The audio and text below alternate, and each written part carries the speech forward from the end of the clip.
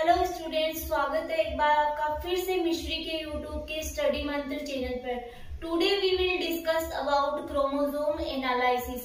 तो क्रोमोसोम को किस प्रकार से एनालिसिस किया जाता है, इसके लिए क्रोमोसोम को क्या किया जाता है, स्टेन किया जाता है।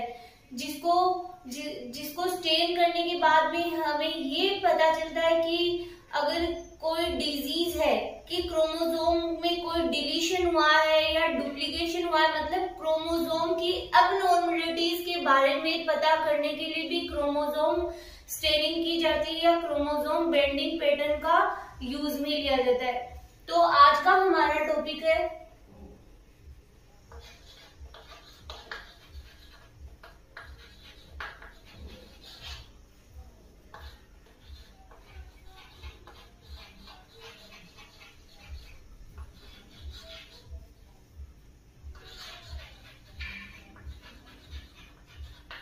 Staining procedure of chromosome analysis, कि किस प्रकार से क्रोमोसोम को स्टेनिंग किया जाता है, क्यों किया जाता है, इसके ऊपर हम लोग डिस्कस करेंगे। तो सबसे पहले आपको ये सब पढ़ने से पहले आपको ये पता होना चाहिए कि कैरियोटाइपिंग क्या होती है, कि कैरियोटाइपिंग क्या होती है और क्यों की जाती है कैरियोटाइपिंग। कैरियोटाइपिंग को हम दूसरे नाम से बोल सकते हैं कि गुणसूत्रों का अध्ययन करना, कि गुणसूत्रों का अध्ययन करने पर ही हम लोग किसी डिजीज के बारे में पता कर सकते हैं, इसीलिए कैरियोटाइपिंग की जाती है। अगर कोई क्रोमोसोम में किसी भी प्रकार की अबनॉर्मलिटीज है, कि कोई भी क्रोमोसोम में डिलीशन हुआ है या डुप्लीकेशन हुआ है या ट्रांसलोकेशन हुआ है, ये सारे डेफिनेशन आप लोग आगे स्टडी भी करोगे या फिर आप लोगों ने पढ़ ली होगी एमएससी जो प्रीवियस में आप लोग पढ़ते होगी, डिलीशन डुप्लीकेशन ये सब आ जाता है। तो हम लोग बात करते हैं कि कैरियोटाइपिंग क्या होता है। कैरियोटाइपिंग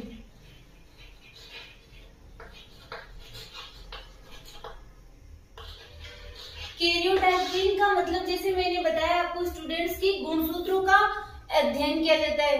क्यों किया जाता है? ताकि कोई भी टू फाइंड आउट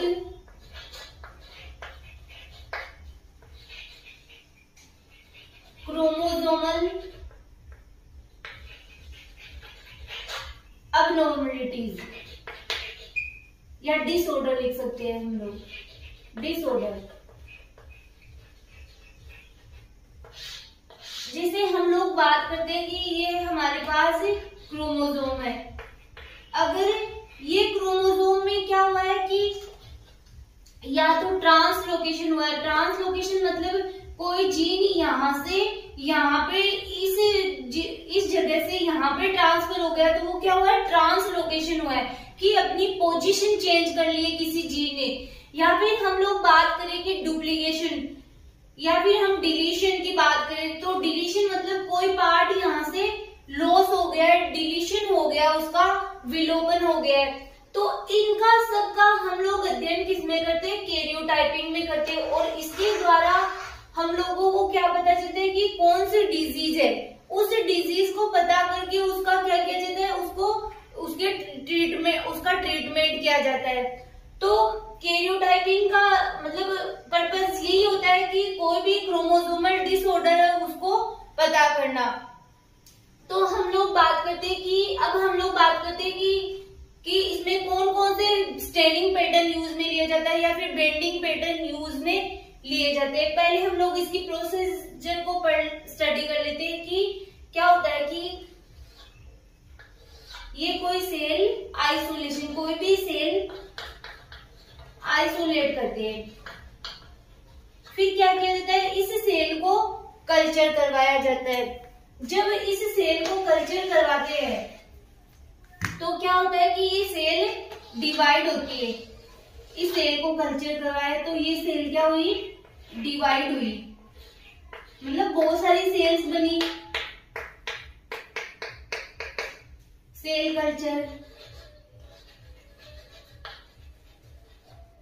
कल्चर और क्या हुआ, इनका सेल का डिवीजन हुआ, सेल डिवाइड।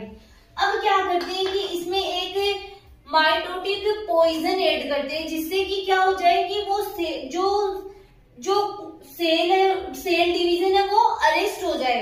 तो इसमें एक माइटोटिक पॉइजन जैसे कि कोल्चिसिन ऐड करते हैं,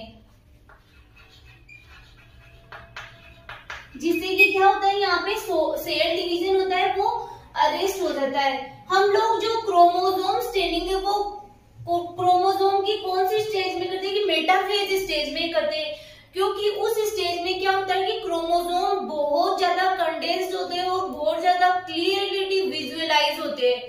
तो क्या होता है कि यहाँ पे मेटाफेज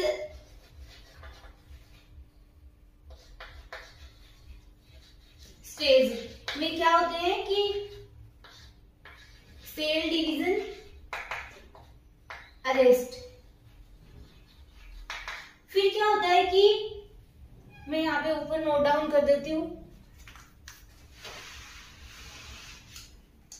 जब यहाँ पे क्रोमोसोम क्या होती है कि बहुत ज्यादा कंडेंस्ड अवस्था में पाए जाते हैं, बहुत ज्यादा सघन अवस्था में पाया जाता है, तब इनको क्या किया जाता है, स्टेन किए जाते हैं। जब हम लोग इनको स्टेन करते हैं तो क्या होता है कि इनमें कई रीजन तो क्या होते हैं, डार्क होते हैं, और कई रीजन क्या होते हैं, लाइट रीजन होते हैं, जिसके द्वारा हम क्रोमोसोम के बेंडिंग पैटर्न को देख सकते हैं, जिसके द्वारा हम किसी भी प्रकार की अगर क्रोमोसोम में कोई भी अबनॉर्मेलिटीज होती है उसको पता कर सकते हैं। कई जगह कौन से स्टेनिंग पैटर्न पाए जाते हैं, जी बेंडिंग,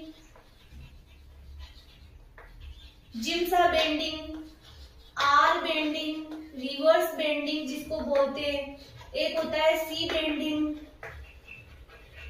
एक होता है क्यू बेंडिंग। इन सब के हम लोग नोट्स प्रिपेयर करेंगे। ये जी बेंडिंग क्या होती है, R bending, C bending, Q bending, इन सब के बारे में हम लोग स्टडी करेंगे।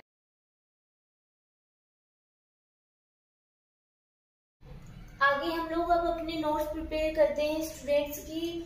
यहाँ पे लिखा हुआ है क्रोमोसोम स्टेनिंग, फिर यहाँ पे लिखा हुआ है ऑब्जेक्टिव। ऑब्जेक्टिव क्या है, टू प्रोड्यूस विजिबल कैरियोटाइप, कि विजिबल कैरियोटाइप प्रोड्यूस करने के लिए और विजुअलाइज क्रोमोसोम, और क्रोमोसोम को विजुअलाइज करने के लिए क्या की जाती है, क्रोमोसोम स्टेनिंग की जाती है। फिर इसका यूज क्या होता है, to find out chromosomal disorder, कि कोई भी क्रोमोसोमल डिसऑर्डर है उनको पता करने में, टू डायग्नोसिस क्रोमोसोमल अबनॉर्मेलिटी, जो क्रोमोसोमल असामान्यता है, गुणसूत्रीय असामान्यता है, उसको दूर करने के लिए, उसका डायग्नोसिस करने के लिए। फिर एक प्रोसीजर क्या होती है देखो, फिर इसमें हम लोग आगे पढ़ेंगे कि जी बेंडिंग, सी बेंडिंग, ये सब भी आगे हम लोग नोट डाउन करेंगे।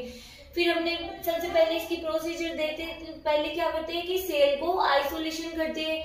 फिर जैसे मैंने बताया आपको कि कल्चर मीडिया में क्या करवाते हैं, इन सेल्स को कल्चर करवाते हैं, तब ये क्या होती है, सेल डिवाइड होती है।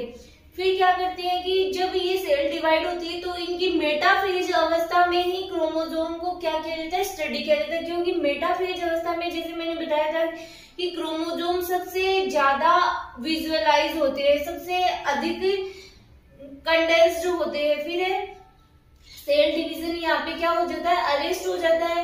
फिर वेल कंडेंस्ड, ये क्रोमोसोम देख रहे हो यहाँ पे वेल कंडेंस्ड रूप में पाए जाते हैं।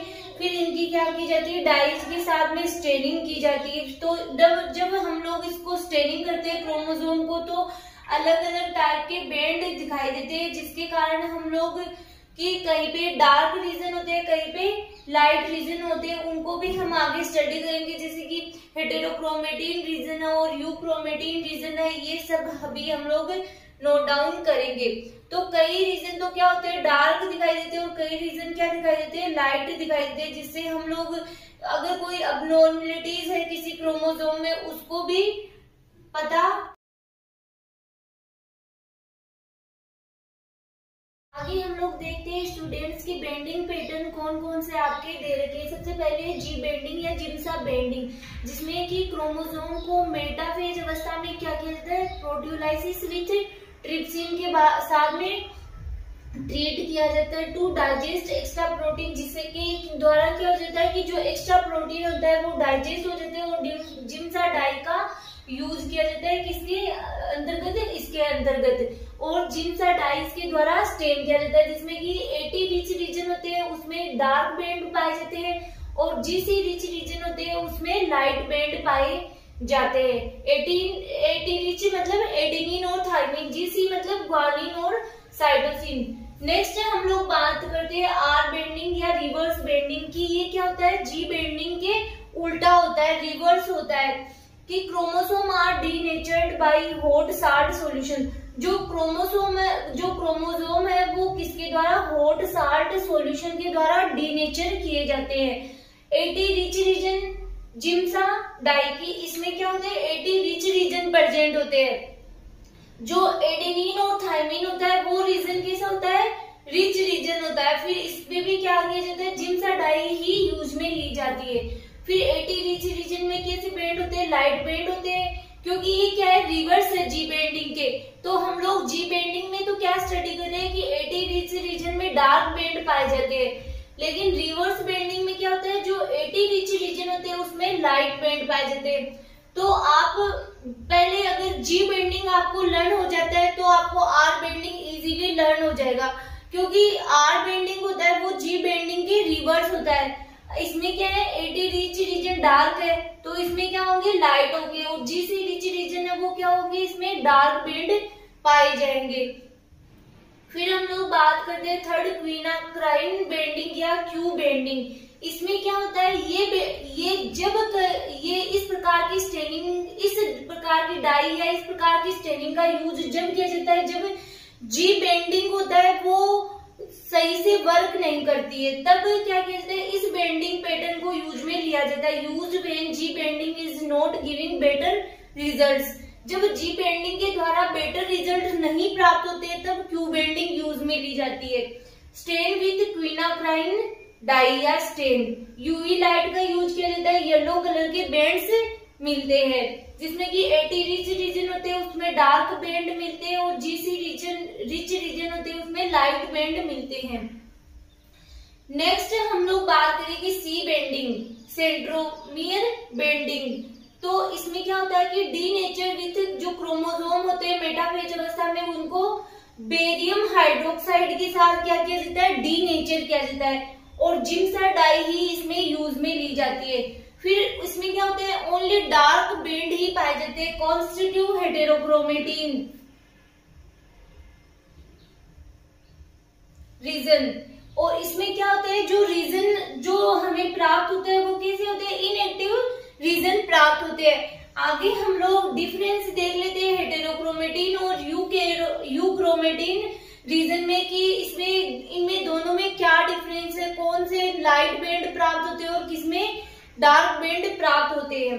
तो ये तो आपको समझ में आ गया होगा, बहुत इजी है। जैसे फिर से मैं बता देती हूँ आपको कि जी बेंडिंग होता है ना, उसमें मेटाफेज अवस्था में जो क्रोमोसोम होते हैं उसको ट्रिप्सिन के साथ में ट्रीट किया जाता है, जिससे कि क्या होता है? एक्स्ट्रा प्रोटीन डाइजेस्ट हो जाती है। और जो आर बेंडिंग होता है वो जिम्सा बेंडिंग के रिवर्स होता है, ठीक है। और क्यू बेंडिंग होता है वो, ये बेंडिंग तब यूज में ली जाती है जब जी बेंडिंग सही से वर्क नहीं कर रहा होता है या बेटर रिजल्ट नहीं प्राप्त होते हैं। सी बेंडिंग में क्या किए जाते हैं? सेंट्रोमियर स्टेन किए जाते हैं, जिसमें कि denature with chromosome barium hydroxide के साथ में इसमें क्रोमोसोम को डीनेचर किया जाता है, और इसमें ओनली डार्क बैंड ही पाए जाते हैं। फिर हम लोग बात करते हैं हेटेरोक्रोमेटिन एंड यूक्रोमेटिन में डिफरेंस। तो हेटेरोक्रोमेटिन जो रीजन होता है उसमें डार्कली स्टेन्ड क्रोमेटिन, जो क्रोमेटिन होते हैं वो कैसे स्टेन्ड होते हैं? डार्क स्टेन्ड होते हैं। और यूक्रोमेटिन में लाइटली स्टेन्ड क्रोमेटिन होते हैं वो लाइटली स्टेन्ड होते हैं। फिर हेटेरोक्रोमेटिन इज मोर डेंसली पैक्ड। अब यहाँ पे हम लोग देख रहे हैं डार्कली स्टेन्ड है तो ऑब्वियसली क्या होगा कि मोर डेंसली पैक्ड होंगे जो क्रोमोसोम है। और यूक्रोमेटिन में क्या होता है कि लूजली पैक्ड होते हैं वहां पर क्रोमेटिन। जब हम लोग किसी ये मान लो क्या है, कोई क्रोमोसोम है, अगर यहाँ पे क्या है हमें डार्क बैंड मिल रहे तो यहाँ ये रीजन कौन सा हो गया कि ये रीजन है हेटेरोक्रोमेटिन, ठीक है। कि यहाँ पे क्या हो रहा है कि जो यहाँ पे जो क्रोमेटिन है वो क्या है डेंसली पैक्ड है, यहाँ पे हम लोगों ने लिखा भी है कि डेंसली पैक्ड है, तो ये कौन सा रीजन हो जाएगा, हेटेरोक्रोमेटिन। अगर यहाँ पे ये लाइट बैंड मिल रहे हैं तो ये कौन सा रीजन हो जाएगा, यूक्रोमेटिन। मतलब यहाँ पे क्या है कि जो क्रोमेटिन है वो क्या है, लाइटली या लूजली पैक्ड है। फिर it is transcriptionally inactive region, ये कैसा रीजन होता है, इनएक्टिव रीजन होता है। और ये कैसा रीजन होता है, एक्टिव रीजन होता है। फिर प्रेजेंट इन ओनली यूकेरियोट्स, ये हेटेरोक्रोमेटिन है वो किन में पाया जाता है, ओनली यूकेरियोट्स में ही पाए जाते हैं ये रीजन। और यूक्रोमेटिन दोनों में पाए जाते हैं, यूकेरियोट्स और प्रोकैरियोट्स बोथ आर प्रेजेंट, दोनों में प्रेजेंट होते हैं ये रीजन। तो आई होप आपको इजीली समझ में आ गया होगा। नेक्स्ट लेक्चर में हम नए टॉपिक के साथ में फिर